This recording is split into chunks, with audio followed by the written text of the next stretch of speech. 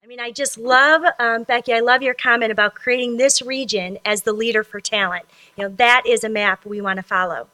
And just as a quick housekeeping issue, I mentioned please make sure you download the conference app. In case you're confused, there are pieces of paper on the tables that show the password.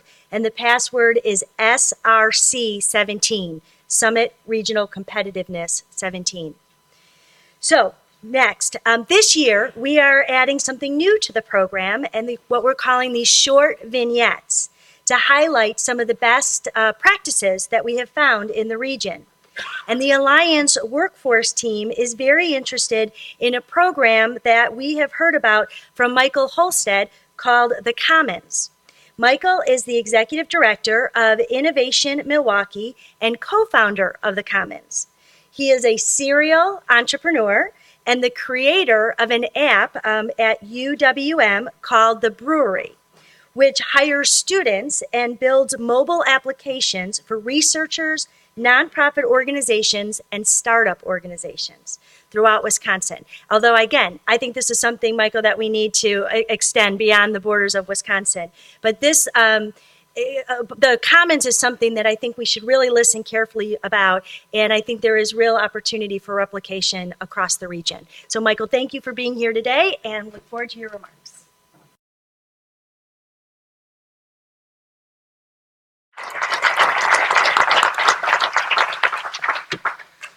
Well, good morning. It's always hard to be the guy that follows a keynote like Becky, mostly because she was incredible, but also because it completely changes everything that I wanted to say today. So we're just going to wing this. How's everybody feeling about that? Again, I'm Michael Hosted. I work and oversee the talent and innovation initiatives at the Greater Milwaukee Committee. If you're not familiar with the work of the GMC, we're a civic organization in Milwaukee. We have a membership of around 180 C-suite leaders, CEOs in particular, focusing on a variety of issues from vibrancy of place to economic prosperity to talent and innovation. And the program that somewhere, there it is, that we'll be talking about today is really the flagship program of our talent and innovation efforts here. It's called The Commons. When I started at the GMC 3 years ago, the executives that we were working with were saying much of what we've been hearing already here this morning. I can't find the talent that I'm looking for in my company, but in particular, I can't find the talent that I need to help me be innovative in moving my company forward. We started thinking about the assets that we have in the region to solve that challenge. We have within the M7 region alone 24 colleges and universities representing 185,000 students, which, by the way, is one of the highest density of college students in the country. But we don't often think of ourselves in Milwaukee as a college town or a college region. And so we have that going for us. We have a collection of companies in the area that are innovative in their industry, many headquartered in the Milwaukee area, which presents some different talent needs, but also some unique opportunities for our young talent in the region. And then regardless of what the Kauffman Foundation might think of us, we do have a growing and thriving startup scene in the Milwaukee area. So we've got innovators coming into the city, people who are thinking about startups and innovating in that area. So we thought, what if we could merge these communities together and create a platform that makes it easy for companies to find talent out of these communities? And so the Commons was born. We went back to our corporate leaders and we said, well, when you say you're looking for entrepreneurs, what exactly are you looking for? And they said, well, we want someone with an entrepreneurial mindset. And we said, okay, what does that mean? And I think that, honestly, the word that wasn't spoken at the time, but I heard this morning, was learnability. In a lot of ways, what we're honing in these students is not necessarily what it takes to start your own company, but what it takes to think like an entrepreneur. How to have the ability to learn as you go. If you think about serial entrepreneurs, these are people who can go into just about any industry, understand and see a challenge or an opportunity, innovate and build ideas around that. And that's a lot of what we're working on with the students in this program. We're teaching them about resilience. We're teaching them about adaptability. We're teaching them about how to deal with failure, how to think critically, how to communicate effectively, how to be collaborative in their processes. And that's the skills that we're looking at. We talk to our students when they come into the program about the 4 H's. We have 4 H's that we think that students kind of fit into: the hacker, the hipster, the hustler, and the handler. The hacker being more your technical type, the hipster kind of your design person. I am not that person, by the way. Your hustler, who is the salesperson, and your handler is kind of the person that brings them all together, the project manager type person. And we thought that that's what we want students thinking about in terms of that entrepreneurial mindset. Not that I'm a biomedical student, not that I'm an accountant, but rather these are the skills that I can bring to the table to solve real world challenges. So what does this program look like? Again, it's a regional collaborative. We bring students from those 24 colleges and universities to the table. Those students apply into the program in just a minute about what that application process looks like. We accept 75 students in the program. We run it twice per year. It's a 9-week program. It fits nicely in the spring semester and then the fall semester.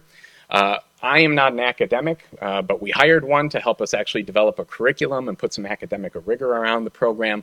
So students from 20 of those 24 campuses actually receive academic credit for their work in this program. Now, a bit on what it takes to get into the program. We really focus in on having students apply into the program to talk to us about what they can bring to the table. We specifically do not ask them their year in school. We don't ask them about their degree program, and we certainly don't ask them about their GPA. If I had been asked about my GPA to get into this program, I probably wouldn't be able to get in.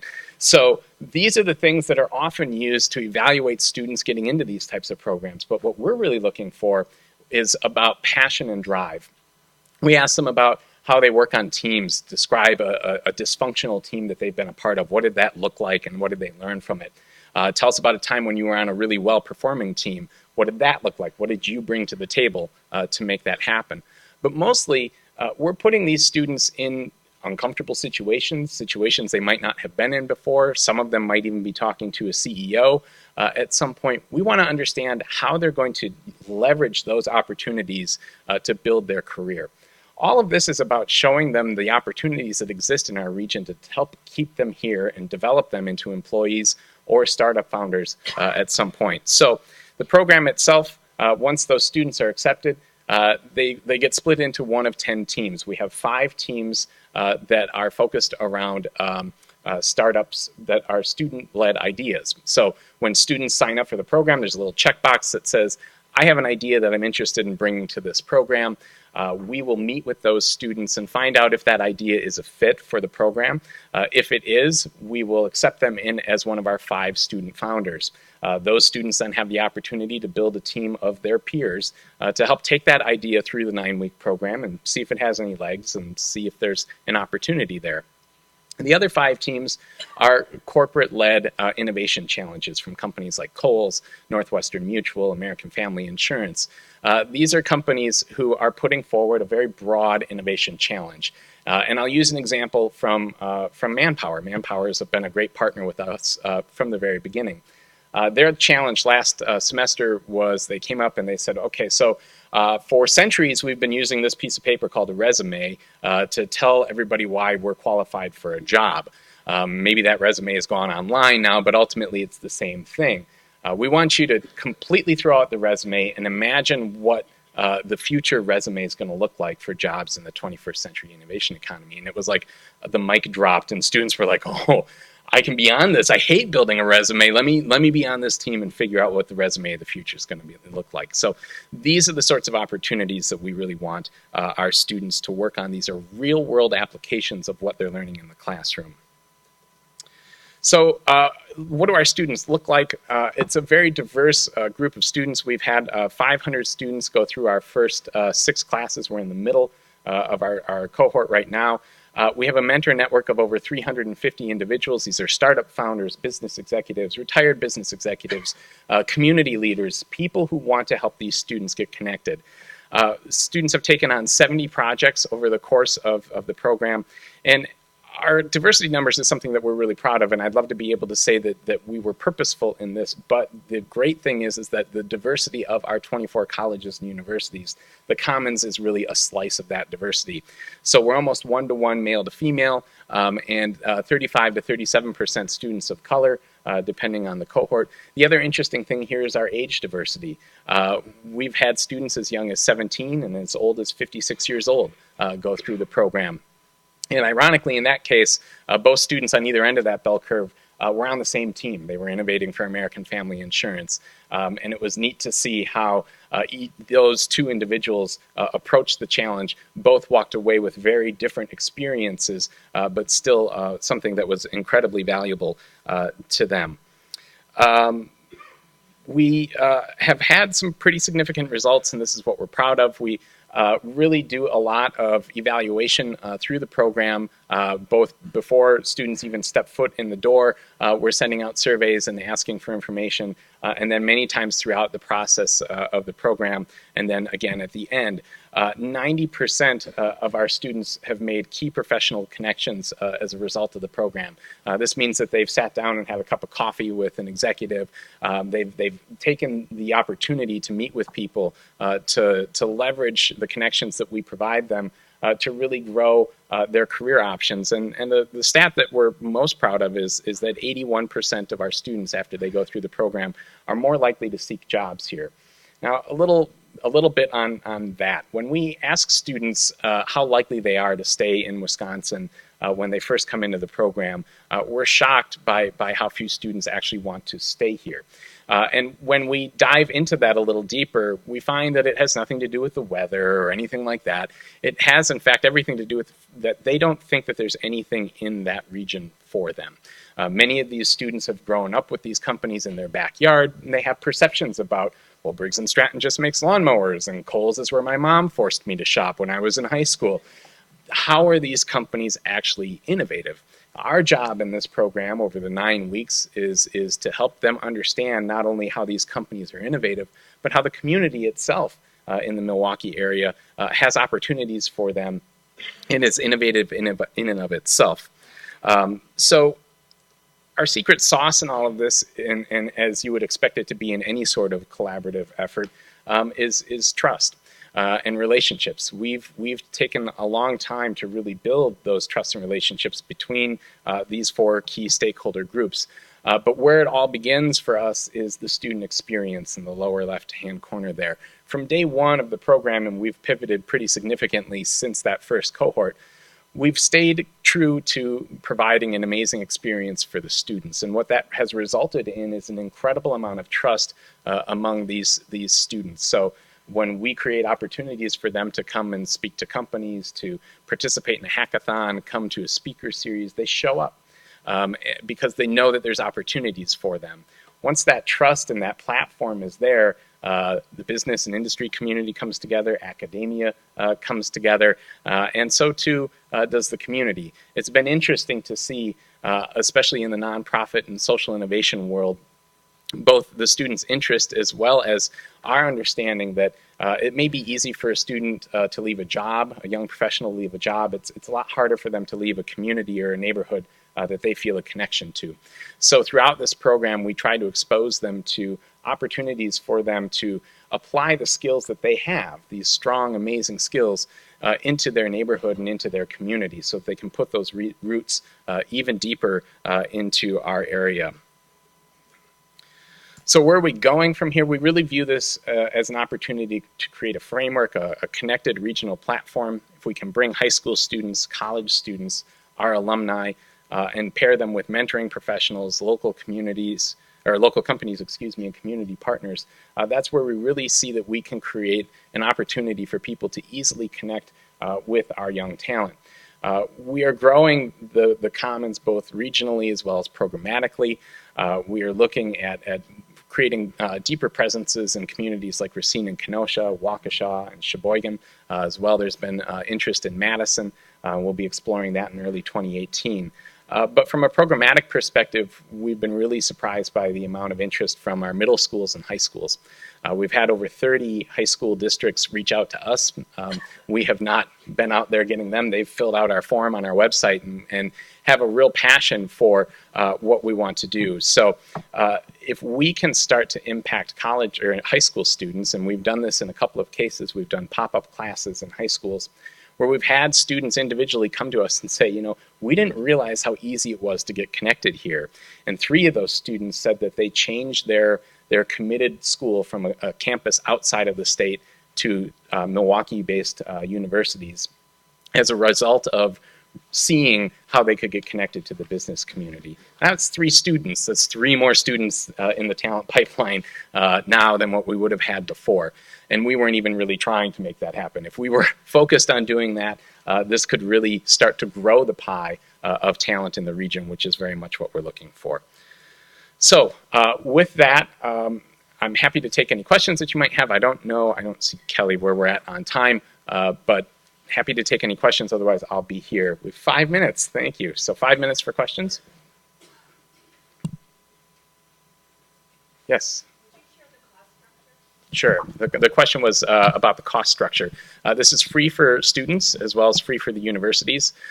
Primarily our corporate partners give to the program as well as foundations and philanthropic grants. Yes. Can you please wait for a microphone before you ask your question?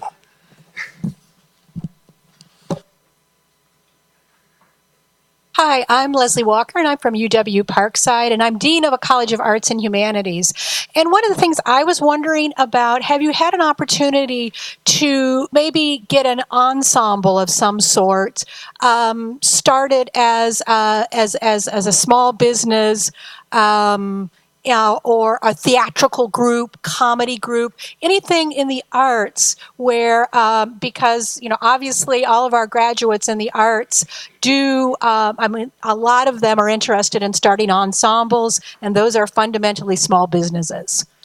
Yeah, absolutely. So we've you know, the beauty of the program is that it mixes students from a variety of different disciplines and colleges and universities. And I've been amazed, you know, you might expect a program like this, you're going to see a lot of business students apply for it. And we do have them, but it's been amazing how many creatives and fine arts and just art students in general have come into the program. So we actually just had a student come through the program that is an accomplished violinist from UW Milwaukee, and he created a company called Book Live. He had a hard time connecting his talent to people who wanted to book his talent, and found that in his community that was a common recurring theme and a challenge for people to deal with. So he has taken that program forward. He's since gotten follow-on funding, participated in a number of business plan competitions, and is moving forward with that. Our goal in this is not, you know, to create companies and create jobs. We're really just exposing students to what it means to think like an entrepreneur. And in the process of that, we've uncovered some amazing students who might not be your atypical entrepreneur that have gone through the program, learned what it takes to understand your market, understand your customer, how to solve a problem. And then we feed them into other programs within the ecosystem in Milwaukee that can provide further support for them to really grow their business. Do you have a list of those somewhere? Of students and projects? Yes, yeah. If you go to our website, thecommonswi.com, and I can also follow up with you as well. Yeah. I think there's one more, or any.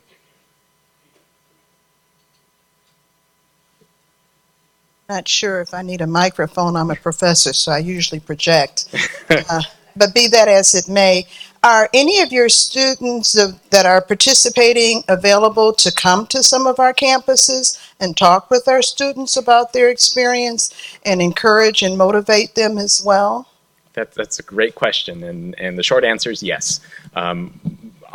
The way we get our students into this program is primarily through word of mouth. We have a dedicated campus liaison network of faculty and administrators that help get the word out, but ultimately it's from the students that have gone through the program that go and tell their friends and so forth. So our students that have gone through this program sort of go through withdrawal after the program because they're like, now what do I do? I've just had this amazing experience. And so we've really encouraged them to become mentors into the program. They work with some of our high school students, but they also go on to campuses and talk about the program and encourage people to attend. So absolutely, and we would definitely welcome that. All right, great. Thank you.